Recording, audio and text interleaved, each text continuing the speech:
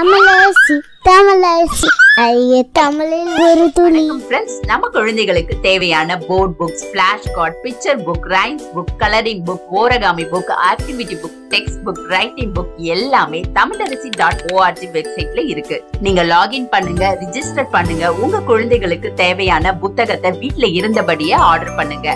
உங்களுடைய ஆதரவுக்கு மிக்க நன்றி. வாங்க நம்ம இப்ப வீடியோக்குள்ள போகலாம். சேவலும் நரியும். குழந்தைகளா, இன்னைக்கு நான் ஒரு கதை சொல்ல போறேன். புத்திசாலி சேவல் கதை சொல்ல போறேன். சேவல் பிடிக்குமா? ரொம்ப பிடிக்கும். சேவல் எப்படி கூவும்? குக்கரக்கா குக்கரக்கா. ரொம்ப அழகா சொன்னீங்க. சரி, இப்ப கதைக்கு போலாமா? கதைக்கு போலாம் வாங்க. ஒரு காட்டுல உள்ள மரத்து மேல ஒரு காட்டு சேவல் வாழ்ந்து வந்ததாம். அந்த காட்டு சேவல் பாக்குறதுக்கு நல்லா குளு குளுன்னு இருக்குமா.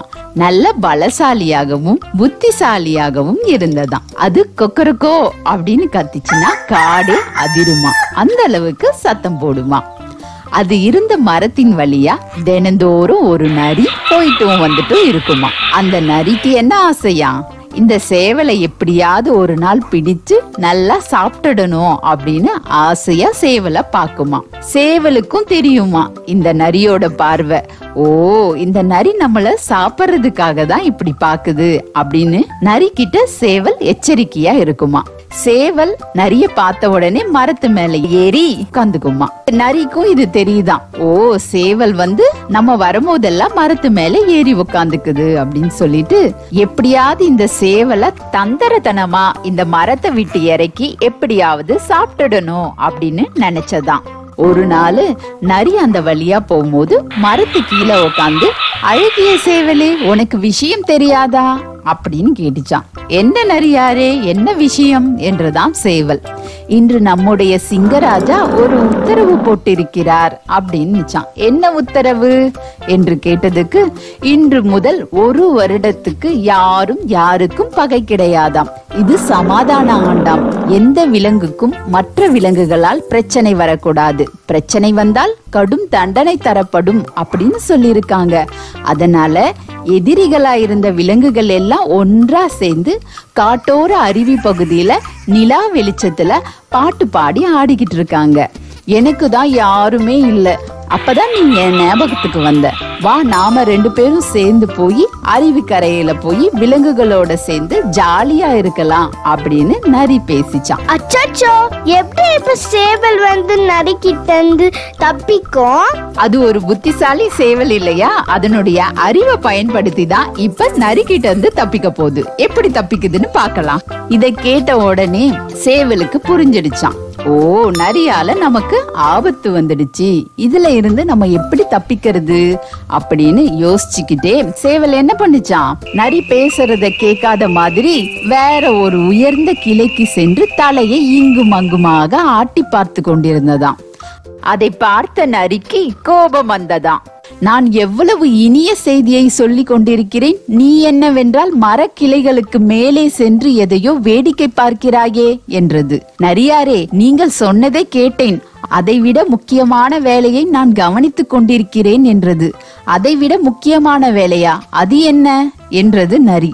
வெகு தூரத்தில் 2 உருவங்கள் ஓடி வந்து கொண்டிருக்கின்றன என்றது சேவல்.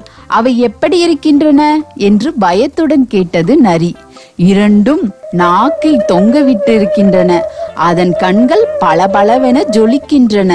அங்கும் இங்கும் பார்த்து எதையோ மூக்கால் முகர்கின்றன. அதற்கு 4 கால்கள் இருக்கின்றன. உங்களை விட உயரமாக இருக்கின்றன. ஆ, இப்போது கூர்மையான கோரை பற்களும் தெரிகின்றன. ஒருவேளை அவை ஓநாய்களோ என்றது சேவல். அடட, அது ஓநாய்கள் எல்லாம் இல்லை, வேட்டை நாய்கள். பார்த்தால் கடித்து குதறிவிடும் என்று கூறியவாறு ஓட்டம் எடுத்தது நரி. நரி ஓடுவதை பார்த்து சேவல் சிரித்தது. நரி ஓடி போயிடுச்சு. இந்த கதையின் மூலமா நம்ம என்ன தெரிஞ்சுக்கிறோம்? ஆபத்தான நேரத்துல சேவல் புத்திசாலித்தனமா யோசிச்சு நரி கிட்ட இருந்து சேவல் தப்பிச்சிடுச்சு. இந்த கதை எனக்கு ரொம்ப பிடிச்சிருக்கு. நீங்களும் புத்திசாலியா சேவல் மாதிரியா யோசிங்க. ஆபத்தான நேரத்துல. யானையும் நண்பர்களும்.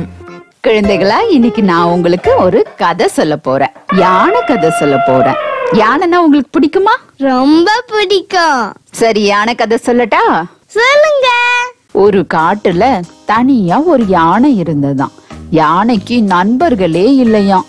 அதனால யானை நண்பர்கள் யாராவது கிடைப்பாங்களா அப்படின்னுட்டு காட்டுல அலைஞ்சிச்சான். அப்ப ஒரு குரங்கு பார்த்துச்சான். குரங்கு பார்த்த உடனே ஆசையா, நீ என்னோட நண்பனா இருக்கிறியா குரங்கு அப்படின்னு கேட்டுச்சான். அதுக்கு குரங்கு என்ன சொல்லிச்சான்? நீங்க ரொம்ப பெருசா இருக்கீங்க, என்ன போல உங்களால மரத்துலலாம் ஆட முடியாது அப்படின்னு சொல்லிச்சான். அதனால நீங்க என்னோட நண்பனா இருக்கவே முடியாது அப்படின்னு சொல்லிடுச்சான் குரங்கு. ஆனா யானை அதோட முயற்சியை கைவிடலையாம். ஒரு முயலை பார்த்துச்சான்.